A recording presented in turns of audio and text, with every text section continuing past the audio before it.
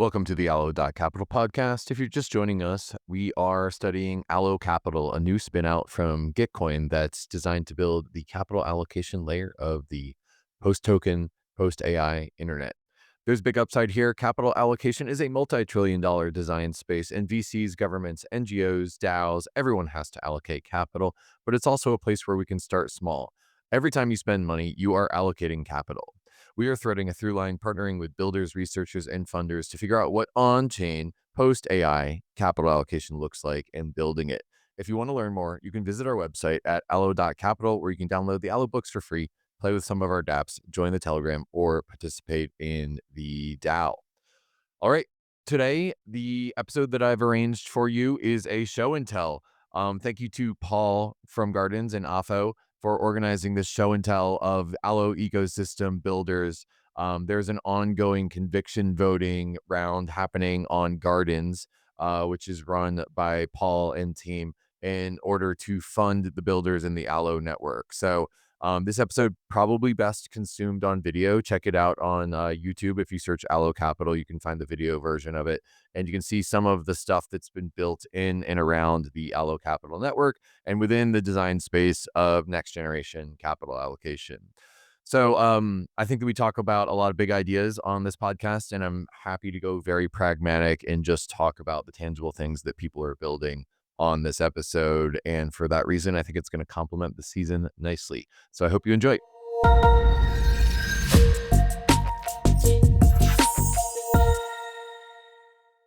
Yeah, so I'll just kick us off an introduction, then hand it over to Paul. But yeah, this is Guardians Allo Builder Showcase #1. This is meant to showcase all the different proposals that are being proposed in the Allo Capital Builders Fund. And yeah, excited to see what people have been cooking up and what they want to build. For my role in this, I'm serving as an operator for the Gardens round, so that's supporting the round and different things. So yeah, Paul, go ahead and take the reins. Nice. Yeah. I'm gonna share also just a super quick kind of briefer or helpful couple slides for people to help govern this pool. How do I do slideshow? There we go. Okay. So you guys might have heard this collective intelligence is the right decision mechanism plus the right people. We don't, neither of these are proven in this Allo Builders Fund pool. And so we kind of, we're experimenting with both of these. And we don't know if conviction voting on gardens is the right decision mechanism for allocating funding. And we don't know if Allo patron NFT holders are the right decision makers to decide where that funding should go. So both of these things we can play around with, and we can adjust parameters, and we can update kind of the decision makers, but these are two open questions with this pool. So you guys might have seen the conviction voting results within the pool. So you have your threshold to pass, which is where conviction needs to reach for funding to get distributed. The generally speaking, threshold is higher the more funding that gets requested, and conviction will grow to meet support at the half-life that's set in the pool. And so in this pool, we have it set to 7 days. The council safe talked yesterday, we met, and we agreed that we're going to bring that down to 3 days to make proposals a little bit quicker to pass. But the full math for these is in this spreadsheet that I'm going to send out to you guys. There's a lot of really complicated math behind this, but this spreadsheet is a good way to plug in the pool parameters and kind of play with different variations of how much money is in the pool, how much funding is being requested, how many people have activated their governance in the pool, and then it'll spit out an outcome for what the threshold is required to pass and how many people need to add their support for that to pass. So I'm gonna share that in the chat so you guys can play around with it. But like a way for you to check out the math behind this of like how is threshold calculated exactly, and yeah, how where are all those numbers coming from? How to govern. So just like a few things as you are participating in this governance pool. First of all, mindset. What proposals, if passed, are most likely to contribute to the success of the Allo Capital ecosystem? That's super important. You in these funding pools, you can support your own funding proposals, and I think you probably should. If you created a funding proposal, then that means you probably have a lot of conviction that your own funding proposal is something that should pass. But if you don't have an active funding proposal, or if your proposal has already passed, then you kind of have the more objective mindset of like, these are all the proposals. What is the best proposal out of these proposals? And that kind of mindset is the most likely to make this like a high ROI funding pool that can keep working in perpetuity. And then also kind of mechanics, how to govern. Only activate governance if you're going to be actively helping make decisions. If you're not going to, then deactivate your governance. After a proposal that you're supporting passes, you should either move your support to other active proposals, or if you're done governing, then you should deactivate your governance. And that's because this third point is your activated governance that's not supporting proposals, you can think of as an abstain vote. So this can be an active decision that you would make. It's like, I don't think any of these proposals should pass. Then you would activate your governance and you would not support active proposals. And that will make it harder for all of the proposals in the pool to pass. So that can be an active decision that you would make, but just make sure that you're making it proactively and not just forgetting to govern the pool. If you're not going to govern the pool anymore, then deactivate your governance. So yeah, that was what I wanted to share. I don't want to cut too much into the time of the presentation, so I'll pass it back to you, Afo. We can get going and see what all these presentations are.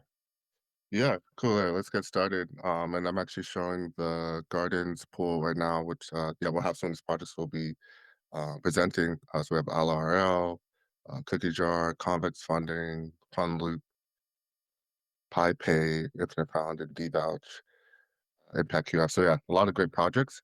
So yeah, let's go ahead and kick things off. I think we're good on time. So the first person that's going to be presenting is going to be Kaz with Fund Loop. So Kaz is building out Fund Loop, which I'll drop a link to here to get more details. Thank you, Phil. Thank you, Paul. My name is Cass. I'm coming from Toronto. I run Toronto Green Pill, and we have come up with a cool little proposal that we call FunLube. I told my daughters about that, and they told me immediately I have to change the name. So maybe the change won't stick because they heard something entirely different. So it's a proposal that is rooted in my strong belief that universal basic income is going to be part of saving the world from AI and Sybil resistance and all of that. But this is not a UBI proposal. This is what I call a citizen salary proposal. It solves a couple of different problems. One is that people will need money going forward, and projects don't really know how to distribute money properly. A lot of projects don't know how to use blockchains, and if and many of them don't know how to figure out who's a Sybil and who's a bot versus a human on their platform. Even if they wanted to compensate their users for being users, they don't really know how to do that. But there are other people that do, and I want to build a competence center for doing that. So that's giving benefits to people. The other big problem that we're solving for or trying to solve for is the cold start problem for projects. So the benefit for the projects themselves is that it's hard to attract users, marketing's expensive, customer acquisition is expensive, and there are many different ways of doing it. But a simple way would be just to compensate people. If you have revenue, share some of your revenue. If you have profit, share some of your profits with your users, and then just word of mouth will take over. So so let's go into the fundamental ideas. We have people that are users of multiple projects. Projects have income from people, maybe memberships, fees, whatever they do. They have other customers, other streams of revenue as well. Most of that's going to go to other expenses. Some of it I'm proposing that they funnel to a communal treasury and recommending a percent, like 1% of their revenues. Could be more, it could be less, but to a communal treasury. And then out of that communal treasury, we pay money back to verified people. And then will make a condition that you have to at least be a member in 2 projects. And then the more projects you are a user of, and you're an active user in good standing, which could be defined, initially we'll define that as you're a user of a project once a month, or projects can define that however they want. You're an active user in good standing, then you'll be reported by the project in a ZK way as a user, and the treasury will know that. We'll also know who is a human versus a bot. So that filter will happen as well. So in the middle here, the blue flows are information flows, and that's just a tentative draft. Happy to take suggestions. The first time around, it's going to be interesting, but the real benefit comes once we've run this a number of times and people get to hear about the project, get to hear that, okay, if you're a member of one of the participating projects or more than one of the participating projects, you will get a citizen salary from the Fund Loop ecosystem governed by Fund Loop. And the only thing that the Fund Loop itself does is ZK processing, TEE processing, trusted execution environment processing with open source code. The real gatekeepers are the projects. We don't really purport to be the gatekeeper at all. That's going to be the projects. They will pay their users. And then the more users are active in the entire ecosystem, the more the ecosystem grows, the more users get paid, the more revenue the project gets, and a positive spiral from there. For Gitcoin perspective, Allo perspective, there's a flavor of users. You could be a user or you could be a user and a builder. If you're a builder, the project can set an X, 5X or 10X of the citizen salary for my builders. So this is also a way of funding builders.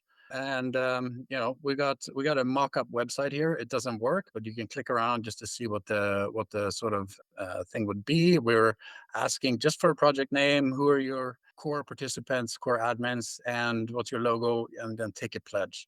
Take a pledge to continue contributing 1% in the future. And that's pretty much it. On a monthly basis, we'll ask for your percentage of revenue, and we'll ask for a CVS file of your users, and that's pretty much it. Fully privacy preserving, not going to be trackable between projects, who's a member in one project and another. That'll be all CK. Really excited about this, actually, and really hoping that I'll get some of your support from you guys that are holders of the NFT patron, Allo patron NFT. So thanks for listening. Thanks, Chaz. Thanks for being the first one to go up. It's great. Setting the tone. Let's see. So any questions? I see there's one in the chat. Monty, if you could put that in Slido, that'd be awesome. And but the one question, I guess we're at time. So any questions that wrap up for Slido, you can either answer in the chat or at the later end of the call, we'll go back and review the Slido. Let's get on to the next one. All right, let me get my timer set up. Cool. Next up, we have Zero with Convex Funding. Are you there, Zero? Yeah, hey, thanks for giving me the space to present this very experimental thingy. So let me share my screen. So a couple of words about me. I'm 08. I've been in Web3 since 2020. I live with DAOs, like part of One Hive since then. Also contributed to Gitcoin as a reviewer and then part of the FTD. So this convex funding thingy is kind of my kudos to all the great builders that came before me. Like, not that I'm one yet, but like it's inspired by QF and conviction voting. So the convex funding pilot was funded by 10carb, but not in a form like that I wanted it to be, because like ideally wanted to run a QF round and then use the convex funding thingy on it. So it didn't work like that, but I'll explain that soon. So this is basically how it looks. So you have a grant program, you have a fund, you see the projects, and then you apply the methodology, and then you kind of create the impact category. So what is convex funding? So the concept is derived from the idea of like convexivity. Convex functions are used in all sorts of optimization problems. The hope is to be able to build convex funding, and like I chose the name because it like sounds good, but it's not that much inspired by convex functions, only the idea. So how does it work? So it can be basically apply to any grant program. So you can think about it as a second neutral layer of review, or a system that scans like for high impact projects, like in open grant program. So the dependency there is that you need the grant program data to be open. In practice, it's the rubric looks like this. So you have you need a bunch of reviewers, experienced, non-experienced. It may matter or not. In the pilot, we had like me and another like 4 experienced reviewers. So with the reviewers, we kind of ranked the projects in 10 carb, like specifically 5 this time. We had Refi, Give It, GG22, I think, and the Syndicate, yeah, GG21, yeah. So what did we do? So we ranked projects according to kind of complex methodology. The methodology looks like this. Each reviewer got a spreadsheet, so in which they had to rank the team, the product, the impact in Arbitrum, the marketing presence, then the Web3 relevance, and the funding. So the first 5 of these kind of create the what we call score R, like the rank, and the funding criteria is like the score F. So each criteria has 3 sub criteria. It's I know this is not probably optimally mathematically, but like for simplicity, we just chose 3 sub criteria for each to kind of be able to easily rank the project. So each reviewer got a spreadsheet. They had to basically rank all of these projects. And by ranking them, we got to see which of those like are like neutrally or like based on the collective intelligence of the group got the highest score. So some projects got the high score, some projects got the low score, like you can see here. So this is how we rank them, like nothing new, between 1 and 1.2, and out of this world, like, which is kind of like projects that are really innovative. So and why did we have like these 2 arrays? Because like by comparing the score R to the score F, you kind of also get this interesting data, like which projects have like the rank score way higher than the funding score. So this is basically how it looks. I don't know if I'm doing the best thing of explaining it.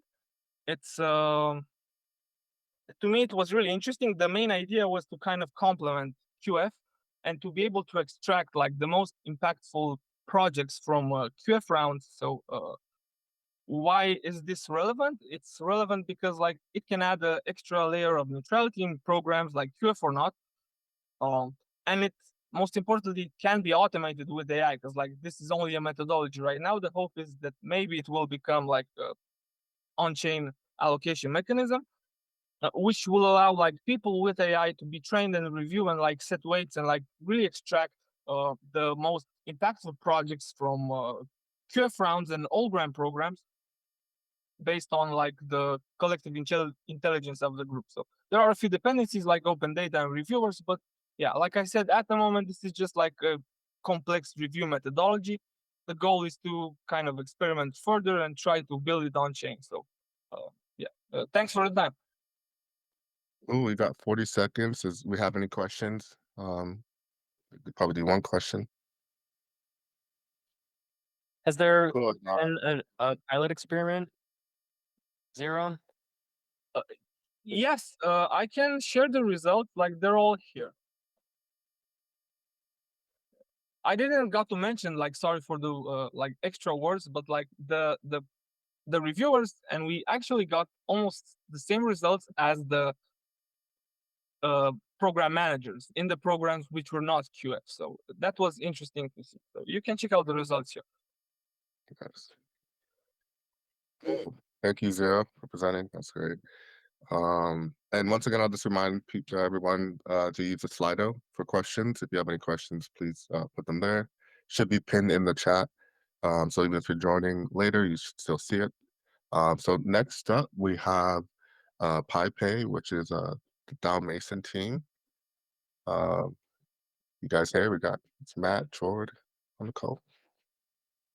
So yeah, PyPay, this is an on-chain version of a dynamic equity system that stems from the slicing pie model. If any of you are familiar with that, slicingpie.com has a lot of good information. It's a model created by Mike Moyers that I learned about. I was a partner at Holacracy One, the company that trains other companies on how to implement Holacracy, which is an alternative to hierarchical management structure. And we used an adaptation of this model to pay ourselves, and I really liked it. And ever since, I have tried to use this model with my teams. And the basic idea is that when you do work, rather than just tracking your hours and paying you an hourly rate, we kind of tokenize your work. In this model, they call them units, but it adds up really well to tokens. So I'm just calling them tokens. So imagine you're on a team and funding is uncertain. We're not sure how often we're going to be able to pay everybody. Um, Maybe we have some upfront investment that we can do payroll with for a little bit, or maybe we have to make sales, right? But we have some kind of income stream on our project, and then you're a contributor doing work. What you're going to do is you're going to earn what's called they call it a P unit, and I'm calling it a profit P token. This is a profit token. Um, and you're going to collect these. And then when we do payout, so this is kind of a payroll system, we're going to give you $1 for every profit token you got. So if we have enough money to pay everybody, that's just going to obviously act like a normal payroll system where you earn $1, you get paid $1, right? Where it becomes interesting is one in the case where we don't have enough to pay everybody. So we pay you as much as we can. We pay proportionally. So if you have a lot of P units, you're going to get a bigger chunk of the pie than somebody who has fewer. And then the rest of your P units are going to turn into debt tokens. So you'll have D tokens on the books from that point forward. If in another pay period we get enough to pay everybody, plus we have some excess, then we proportionally buy back the D tokens. There's a few ways to configure that. You could pay, say, 80% P tokens and 20% D tokens so that you're always kind of paying down your debt. But it's a way to have a buffer on your payroll so that people can work and be invested in the project without knowing that they're going to be knowing for sure that they're going to be paid yet. The behaviors that you see once people have some D tokens is they're like, well, let's make some sales, right? Let's get the project to go. So you kind of get people invested in the project. There's further layers. This proposal is just to implement the P token and the D token part. There's further layers to this. A capital token, for instance, is something that when you hold it, we can do dividend-like payouts proportional to everybody who holds the capital token. So in this model, when you're receiving pay for either a P unit or a D unit, I have to remember to call them P tokens and D tokens now because they've always been units in the past. When you're receiving a payout, you have the option to buy some C tokens, and C tokens they have limits on transferability, but when you hold them, they kind of entitle you to a portion of these capital payouts. Um, and then when people have capital tokens, they're really invested in the thing, and you can make those into voting tokens. This proposal is not going to implement the C token part. It was just out of scope for now, but it adds on really well to the P and D token part.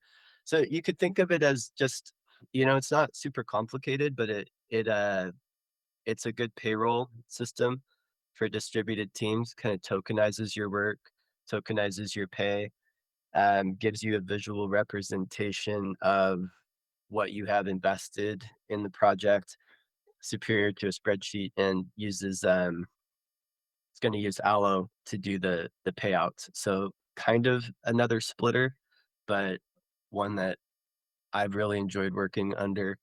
And yeah, I'll just cede the rest of my time. I think that's all I really need to say. Happy to answer any questions. Any questions? Uh, I'm just curious to learn more about these yield-bearing tokens. I think that's a super cool idea, and how that might work for, say, investors as opposed to team members and so forth. Yeah, I would recommend looking at the PyPay proposal on the Garden Fund. I have some links at the bottom. So the Slicing Pie website talks all about dynamic equity because there's lots of different contributions besides just time. They call it sweat equity, relationships, capital, etc. So you can earn these units in many different ways, and then you kind of get a slice of the pie. There's also a good article in there on encode.org of an actual company that used this in their early stages to attract contributions and investment. And then at some point you bake the pie and exit dynamic equity, and then you have an ownership, like split, right? Thank you so much. That's really Yeah. cool. Feel free to hit me up. I'm on Telegram. Happy to nerd out on token distribution, capital allocation. All right. Thanks, everybody. nice. Good stuff. And shout out to my son for not being super loud. He's a cute little guy. And the questions get filtered through him, right? Right. He's the boss. Awesome. Okay. Yeah, let's keep it moving. Next up, I think we actually have an open slot time. So just to kind of see who's on the call, either John, you can move up, or Monty, I see you here. Do you want to? I know you presented last week already. You want to go more in depth, for free. Um, but yeah, let's see. John, do you feel fine moving things up? I'm John, one of the builders of Allo IRL. And the tagline we're working with right now is we're building a more fun and accessible way to allocate capital in person. So really focused on the use case of people are in a room together, talking to each other, and we're trying to make the portion of voting on something as frictionless as possible, to just really put the focus on the in-person interactions and the conversations possible there. So a little walkthrough of the interface.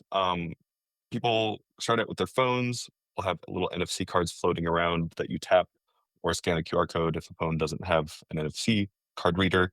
That'll take you to an interface like this, where you just put in your email. Emails are on an allow list first. So if somebody signed up to Illuma or something like that to get to the event, that's how we know that they should be able to log in. That's our sort of form of Sybil resistance.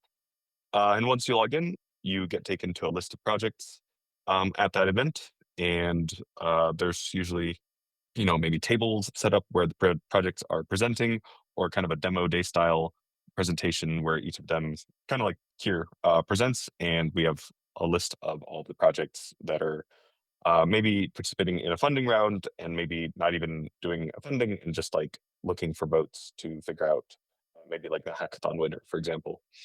So once somebody makes a vote, this is kind of how that process looks on mobile. You have a set of votes that usually people start it with 100. That's customizable. You allocate them. Then there's a dashboard in person that updates with the live distribution, how much each project would be allocated after the event. This is a little video of this actually happening in person. We've run 2 events now, 3 events. And distributed about $10,000. People have enjoyed the process. And where we're hoping to go next is really get the whole process end to end as self-serve as possible, so that we're not really needing to be in the database helping people make their events. Since we built this very scrappy. So really this involves being able to have people make their own events and all the metadata associated with them, collect project addresses up front, so that we could just generate a splits.org contract for disbursement. And we have a couple other details listed out here, mostly around technical improvements to the UX and a little bit of documentation assistance. So yeah, that's Allo IRL in a nutshell. Our goal is really getting people to have a good experience with Web3 in person, and yeah, try to give a new mechanism for in-person events that people enjoy. That is all I've got. So open for any questions, and otherwise, yeah, I'd love to move forward. Nice. Yeah, nice stuff, John. You got 3 minutes left. Um, so we got plenty of time for some questions. Don't see any yet on the Slido for LRO, but if anybody has question, just feel free to ask it right now, and then we could add it to the Slido later. Maybe some accolades. John was good enough to support it for one of our events, and I was really impressed with it. It was really cool to see the dynamic happening during the event. It's a little bit like hard for the people that are at the bottom of the list. So the psychological aspects of that was interesting to see, but great what you guys are doing. You want a participation trophy? Yes. It's for everyone. Appreciate it. I was just going to second that. Out in Denver was a really awesome experience, and just getting everyone involved and participating live. One really cool thing is it could be interesting if there was plans to do like a funding element to it as well. Like even if there was like an Apple Pay integration to just like someone instantly at the event can just add into the funding as well, in a super user friendly way would be awesome. Absolutely. We definitely have sketched out what that would look like. We were a little constrained on scope, but yeah, I'm 100%. If you're looking for a easy, convenient way to allocate funds using Allo protocol, you can use the Allo Yeeter tool that we built. And I was just thinking while you were presenting that this would be a perfect synergy, because basically it's a way of inputting all the addresses of people who might want to receive funds and then instantly sending payouts. So I'd love to connect and see how if there's ways that our projects could play nicely together. And while I have the floor, we're taking a survey right now about Allo Yeeter. If you've ever allocated funds in your community, in your life, if I'll put a link in the chat, and it would really help if people who are interested in the future of capital allocation could take like 2 minutes and fill out this survey after the thing about our little project called Yeeter. Thank you. Yeah, just a quick question. With this was used at the Allo launch party, and the voting was happening one at a time, like for presentations.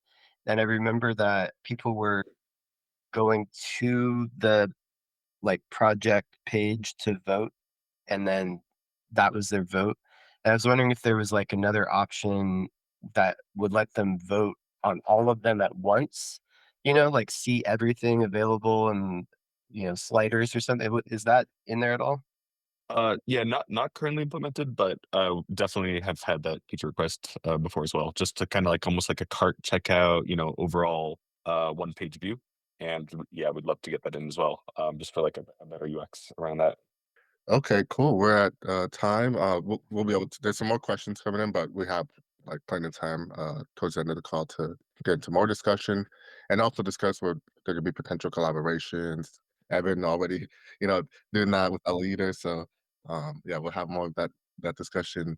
But we do have some time for anybody else who would like to present that has a project in this pool. So I'm just gonna go to the list of projects and see. I know Monty, would you like to present? Yeah, I would love Do we to. have? Okay, yeah, let's go. Cool. Let me share my screen then as well. Well, hello everyone. Yeah, here I'm going to present a little bit about regen coordination, and the AI-powered impact quadratic funding mechanism that we've kind of methodology that we've developed and implemented for this round. So yeah, we've just run this for GG23.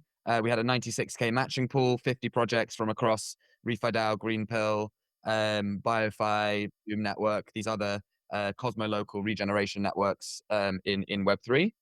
And essentially, we love the QF mechanism, but I think we can do better basically, and actually try and align the funding allocation with the kind of outcomes that we want to see.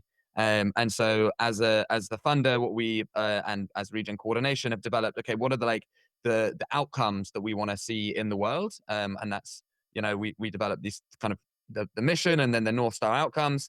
And then what we did is we worked with Karma Gap and did deep research on this common approach to impact measurement to really understand, okay, well, how do you actually define and structure and measure impact, and what are the kind of different data structures and ontology of how you connect and link impact data.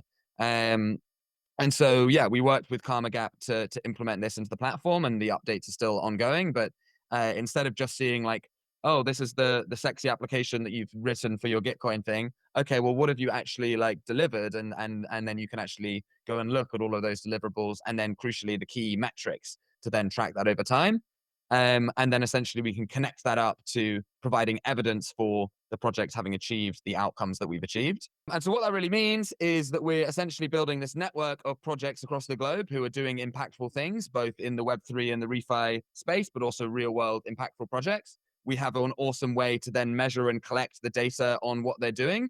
And we can also, that's, through self-reporting, but also automatically connecting to various refi and Web3 tools to pull all of that data structured in this common approach, common impact data standard, collected through Karma Gap.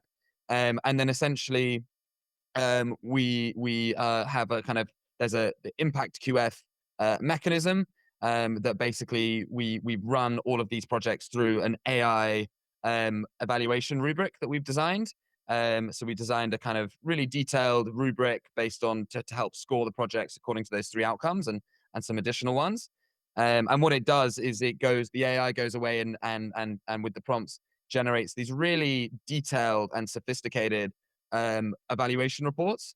So I don't know if anyone else has been in a grant funding round and you just kind of get your result and you're like, oh, okay, how was that? How did I get that? And what do I actually need to do differently? Well, this, like, the AI just lays out all of its reasoning in a really detailed report, and then scores those projects as well, based on those criteria that we've laid out. And then we've aggregated all of those scores from, actually we run all 350 projects through 2 different AI models. And then we have the kind of AI as the engine, human in the loop methodology. So then the coordination council came and provided the kind of final evaluation to reach those scores. And then essentially we fed those scores into the quadratic funding mechanism to influence how the matching is allocated. So therefore, the funding is getting allocated both on the community crowdfunding QF signal and on the actual demonstrated impact and outputs that are having. And so I think it's really cool because I think it like leverages the best of both mechanisms in a way. You still get the crowdfunding, extra funds raised through that way, and the kind of community signal, but you can get this really detailed, rich impact analysis and providing that information to the people involved. And so there's a bunch of stuff that's gone into developing those methodologies. We want to continue developing it further, but this is the kind of overall flow of the loop that we want to try and continue to fund and kickstart. Sort of working with different funders to allocate those financial resources through this Cosmo local networks of local nodes, whether that's Greenpool chapters, local nodes, bioregional finance facilities, all the way out to that mycelial web of projects and people on the ground. And then having this really sophisticated mechanisms for impact measurement, data commoning, reporting, and credits that we can feed up to restart the flows and attract more funding. And so the idea is, now that we've run this successfully for GG23 with the first 100K, I'm super pleased with the results so far. We want to try and roll this out to a network of local funding rounds across the globe, and imagining that these local communities can be the next big onboarding wave for local impact projects and people across the globe, onboarding them onto these various tools like Karma Gap and et cetera, and collecting all that impact data, aggregating that, and attracting more funding, not just from Web3 grant funding, but also from funding sources, philanthropy, local municipalities. And I think there's a huge opportunity to scale this regenerative movement across the globe in that Cosmo local way. So that's what we're doing. I might be at time there. No. I just didn't want to. I was trying to get the warnings in, but I didn't want to interrupt your flow. So you're good on time. You got 30 seconds left. And last, I think you're probably the final presentation. I think we're gonna now going to open discussion. I don't see anybody else who has a proposal. Yeah, I think you are. Yeah, if there's any questions, I see Christian has got one. But I'm out of time here, maybe. Yeah, we'll come back to the questions. Yeah, we got like 15 minutes to do open QA. So cool. So thanks everybody. Yeah, thanks to all the builders who presented. That's really awesome. Great to see all the projects you guys are working on.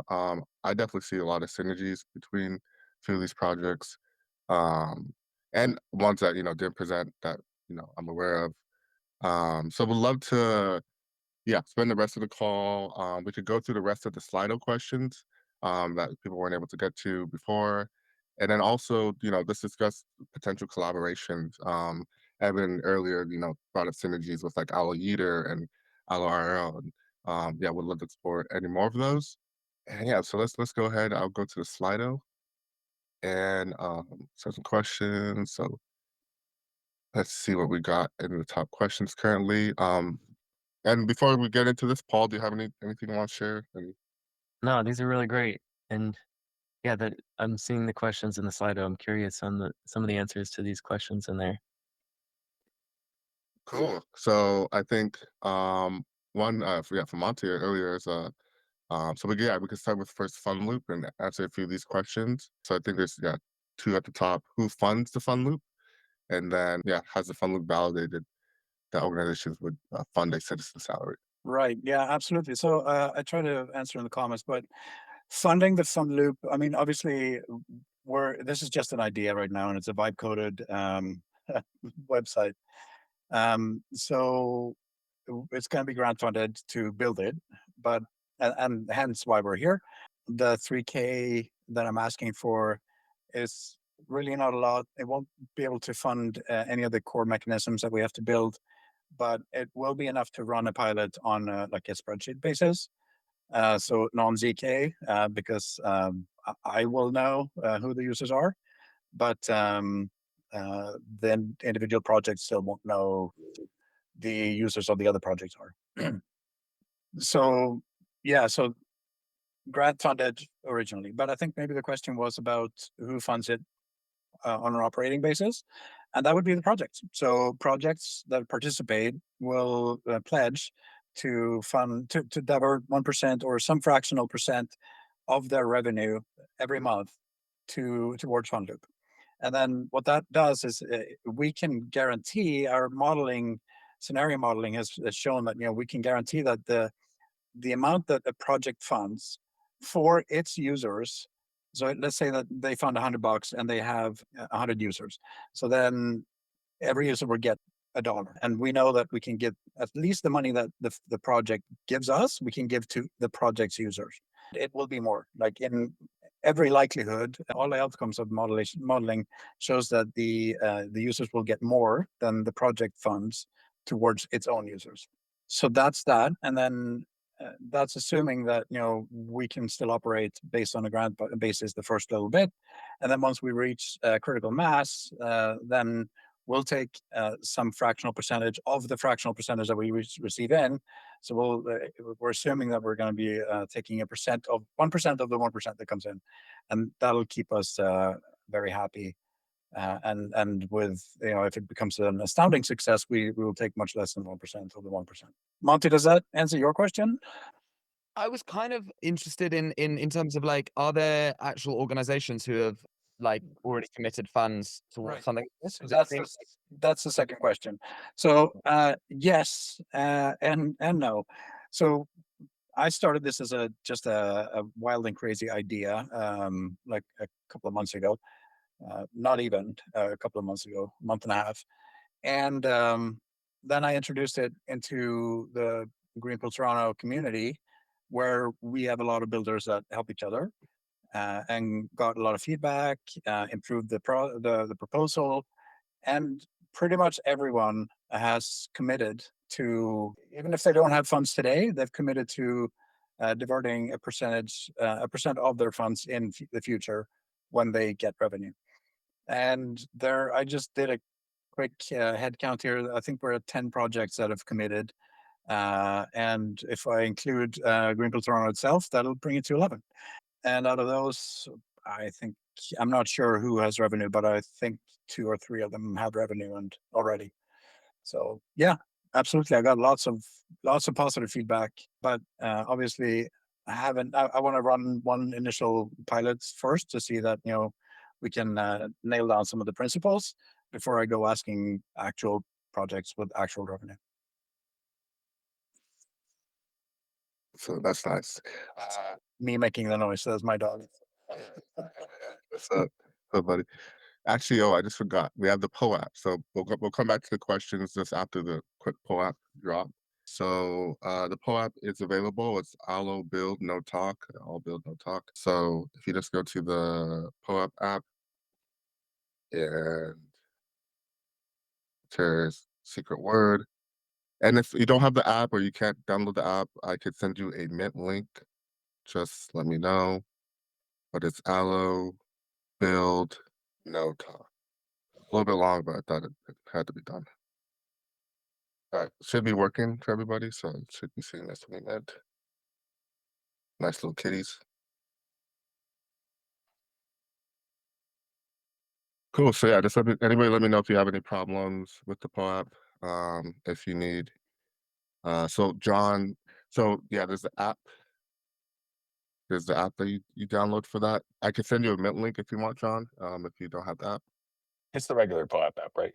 Like Yeah. yeah. Mhm. All right, downloading. And I'll drop. Okay, Matt. Thank you. Matt dropped it in the chat. Go ahead and pin that, Matt, and then actually I'll pin the message. I'll say POAP secret to people when they join the that's referring to that. On that previous question, though, Alpha, if I may, Mhm. anyone listening here, if you have a project you want to toss in the mixer for our pilot run, send me a DM. I'd be super happy to have more projects in. Let's see. We got the question we have around some Allo IRL. Just curious about is this Ape City or EPEC or Yep. okay. So Yeah. yeah, that's funny enough. I'm actually DMing them. They're about to start it in like 5 minutes over as like a little test round, and if it goes well, they'll be using it for some of their events later. I think this month it's like a pop-up city down in Brazil. So really excited nice. to Cool. That's nice. I think one thing, and I think I mentioned this to you, John, with LRL, would love to see translations. I think that's just like yeah, I think really makes adoption a lot more applicable for a lot of communities. really. Okay. All right, we got a couple questions. Let's see. We got from BP. I think this is that Billy Penn.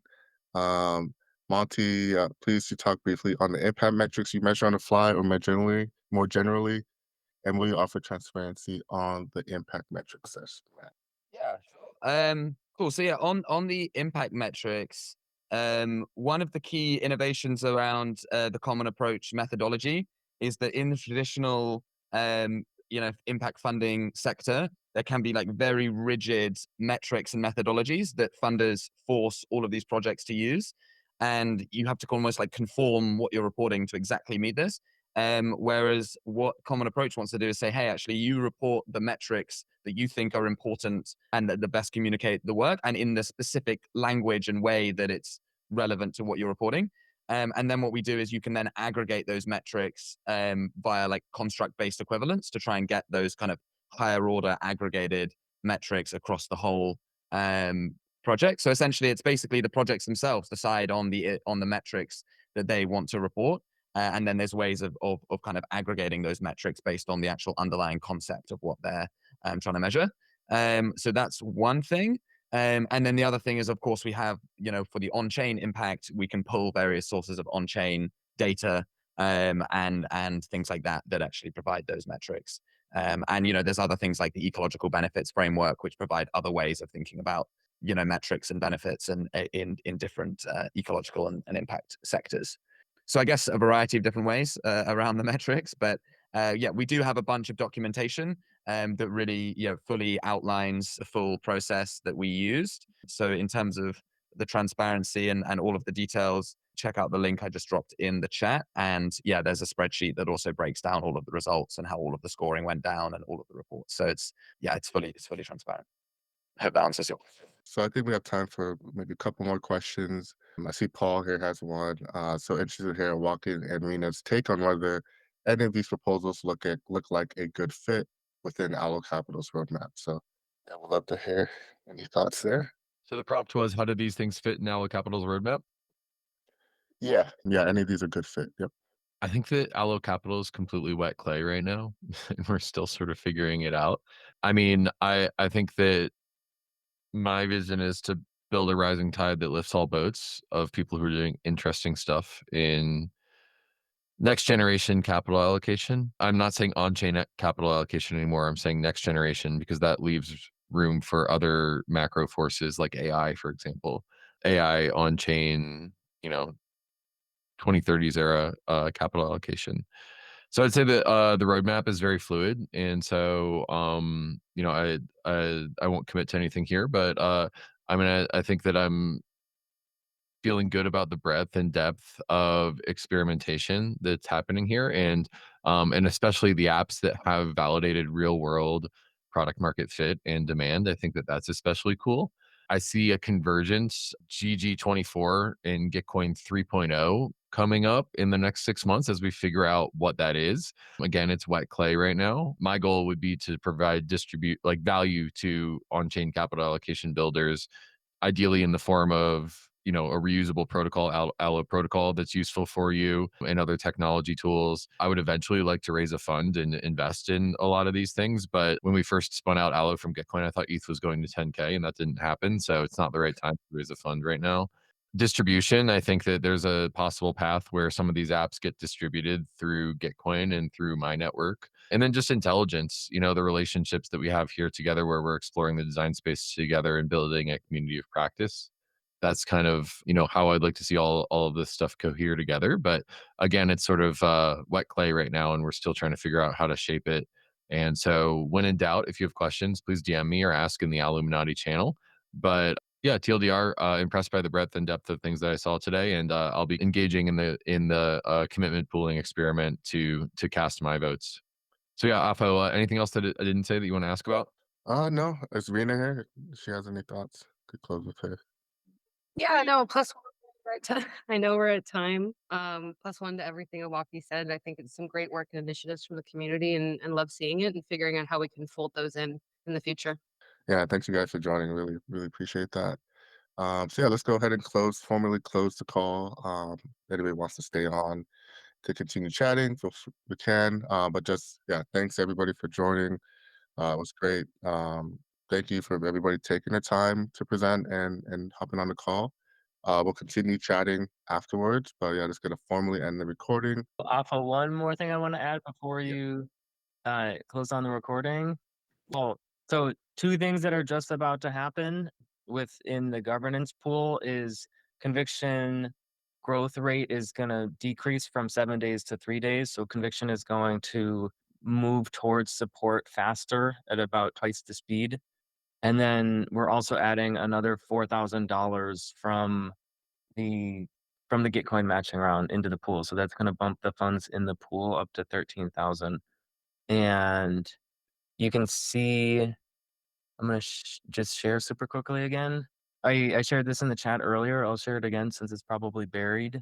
But you can plug in these numbers into the spreadsheet. And where did that tab go? I don't know where this. I don't have access to this screen that I'm showing somehow. But you can, if you copied the spreadsheet, you can plug in that new number into tokens in funding pool, and you can see how that's going to affect the new thresholds. It's going to make thresholds lower, and I ran through the numbers before this call, and I saw that the PyPay proposal is the one proposal that has enough support now that with the lower thresholds, it will, with no changes in support, pass if once conviction grows to it. But this is where you can kind of simulate different scenarios in the funding pool, and then we'll have that money added today. So you'll see the thresholds drop today. So yeah, go in and update your support as soon as you can. I see hands up too. Monty, you have a question? I don't want to delay the end of the call, but obviously I guess people can drop. But question on the actual mechanism of the gardens thing. When a proposal passes, does that like free up someone else's vote who voted on that to vote on other proposals? Or does someone have their one vote and that's kind of like fixed across the entire pool? If that makes sense.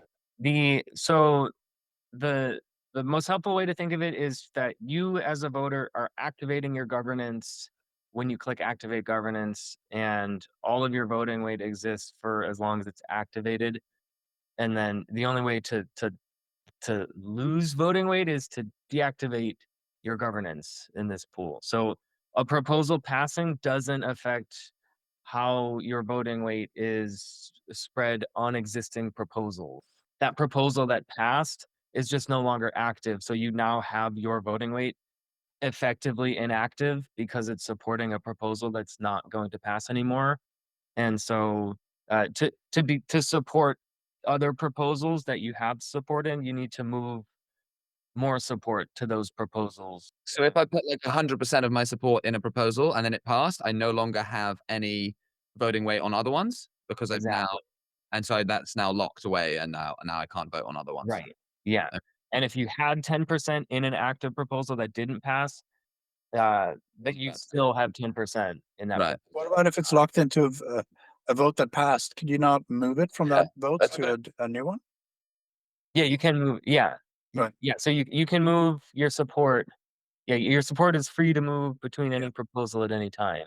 Let me just well, I think people start hopping off, so I think it's already.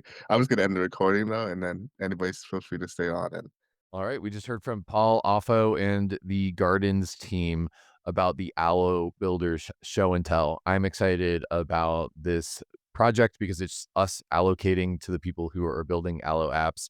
And it's also, I think, a really pragmatic example of the cool stuff that can be built in this design space. Thanks for listening to the Allo.Capital podcast. Again, we are featuring the people who are building the next generation of capital allocation. Disclaimer: this podcast episode is for informative purposes only and is not financial advice. Do your own research. Do not make any financial decisions based off of these episodes. In addition, I own crypto assets like ETH, DAI, USDC, and GTC. All right, I think this was a fun episode, and I hope you join me for the next one. Peace.